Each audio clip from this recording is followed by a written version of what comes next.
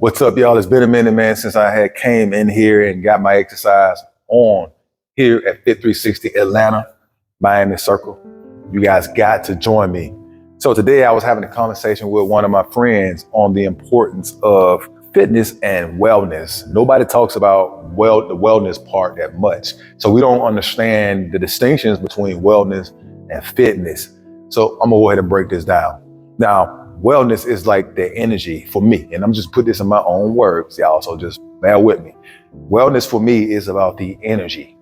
It's about the state of flow and how good you feel, basically, on what you're doing in life. That's what we're putting in our body. The type of friends that we're being around. Wellness can be a mentality that we've adopted or a mindset given the circumstances in our current life. If you're not making the type of money that you want, then you're gonna be indifferent or upset about that. And that's a part of the human condition. So you're not all the way well mentally. People will try to escape that mental thunderstorm by doing things such as coming to the gym. And this is a form of wellness for me. It's a sanctuary to where it puts a smile on my face. Sometimes I'm not in the mood to come in here, but sometimes that's okay. We're only human. You're not gonna always be intrinsically motivated to do the things that you know that you need to do to help you up here. But that's where discipline comes in at. That's where focus comes in at. And that's where a little inspiration comes in at. A lot of times we talk about motivate. Motivation is a prime motive to do something. But like I said before, if you're not well because of certain things going on, you might have lost a loved one. You must just got out of a relationship, got your heart broke, and you don't have that capacity to want to do anything but just soak in your feelings. Then that's when you have to find it in yourself to be inspired by something. A lot of us will look at Christianity, look at Christ. We read the scriptures, Proverbs, talk to a mom or dad, brother or sister, or somebody that we feel we can vent and have a listening ear. So that way we can be a little bit better about the situation. We can feel a little motivated to do something. I've been called to be somebody that can inspire other people who are down. But I had to do my own inner work, self-preservation, personal development, self-development is a continuum. Even for me to be able to inspire you guys and motivate you guys, I had to have mentors. I had to look for people to inspire me. Now, the thing about me is that I always was a reader. And for me, reading inspires me. I'm big into leadership.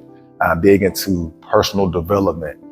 And I just wanted to just like adopt that mentality over into the world in which I'm working in right now, how I earn money. You know, I work in a school system, dealing with a lot of children, and they're going through a lot of stuff, especially now. It's 2025. We don't know where we're headed. A lot of these kids, they remember how traumatic, to them and to a lot of you guys, how traumatic COVID was. You all remember that? That's 5 years ago now. These kids has a lot of trauma that's also absorbed into their memory. So it's gonna require a little bit more patience and nurturing from the adults and for myself to be able to spread that energy to them. So if I'm not well, how can I make somebody else feel good about themselves? You know, without like trying to put a mask on a lot of times. You can put a mask on. Every now and again it'll work, but every now and again somebody's gonna see that you're just role playing. You're not really well yourself. So that's where community comes in. That's where we all have to band together, pay attention to our community, because this is all we got. Look at what's happening in California with all those wildfires. That's crazy. This right here is a testament to show that no matter how much money that we have at a given time, it can all be taken away. I can't even imagine how those people are feeling out there. What's the meaning of this whole thing? A lot of people are scratching our heads. Where are we headed? Is this setting the stage, setting the tone for something greater, more sinister, or something better in this year? We're only 10 days into January. It's January 10th. Here in Atlanta, we have been blanketed with a lot of snow outside. So meanwhile, we have snow here in Atlanta, which is not that common. I used to live in Minnesota. We had snow every year I was up there. Every winter, it was months worth of packed up snow on the ground. So here in Atlanta today, we got snow, but over in Los Angeles, they have raging wildfires. And at the time of this video, those fires are probably spreading, killing a lot of real estate out there in that California area. So my prayers go to them. It's all about wellness. Matter of fact, I stand on wellness. I stand on self-preservation. how to be able to have a limp home system, how to dig yourself out of the ditch, out of a swamp mentally and spiritually that you feel like you're just about to drown. You up to your nose and you about to go under, and you got your hand up, hoping somebody else will grab it. Flaws and all.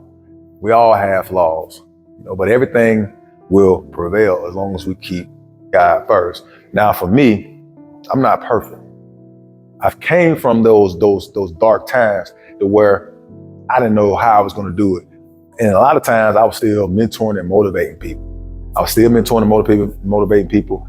But I built a fortress around me to where no one can penetrate, and probably not a lot of people was even aware that I was going through that dark time.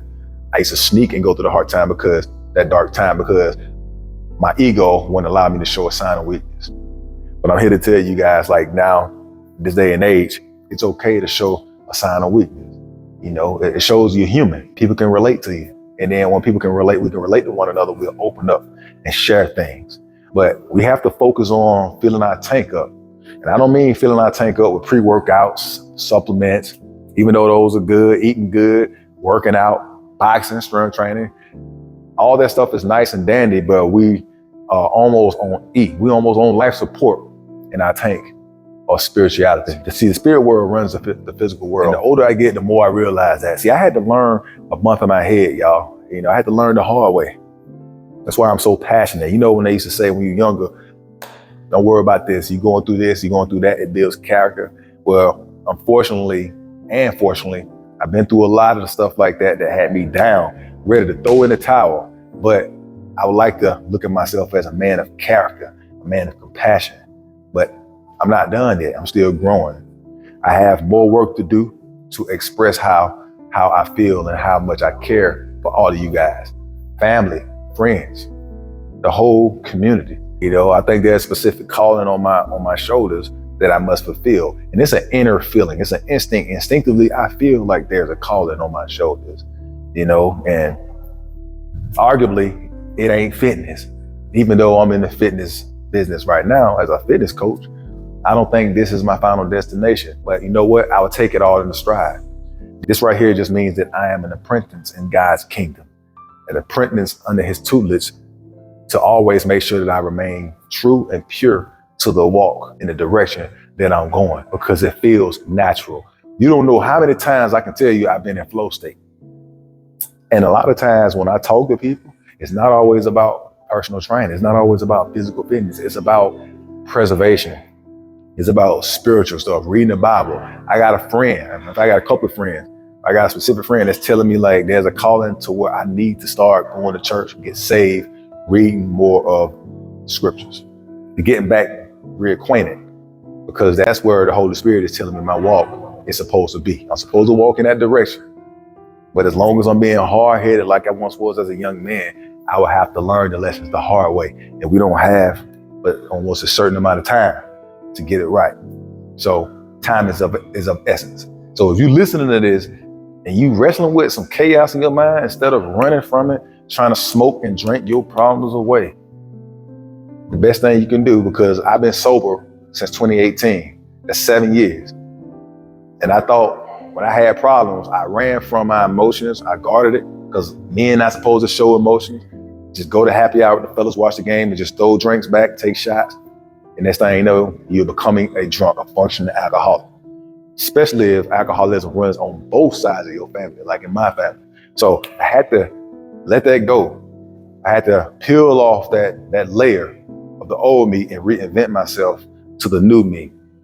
But life happens in chapters and phases. You don't stop shedding.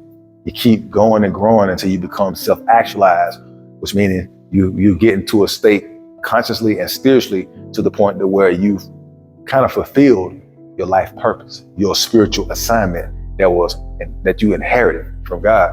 So until then, I'm going to keep doing what I always like to do, is smell the scents of the kitchen, which means I'm going to walk closer to the kitchen of prosperity. And that right there, ladies and gentlemen, is probably the area that I'm going to find more of my abundance. And from that area, I'm going to have all of the abundance, all of the extra love that I myself been dreaming of. So It's snowing outside. I'm not saying to get out here in the snow. If you don't live that far from your gym, or if you want to do some workouts, do it at your home. You know, you don't have to sit home and drink all day today. Everything has to happen in moderations, but we have to have self-control and self-discipline. That's why I always say, if I can do it, you can do it. So fitness for me was a way that I can get myself back well on top of reading, understanding my limitations. It gave me perspectives on what my strengths and weaknesses are, and talking to people, looking at me from the outside in versus me trying to objectively look at myself from the inside out. You know, so with that being said, until next time, you guys stay focused, stay disciplined, and I'll see you guys real soon. Peace.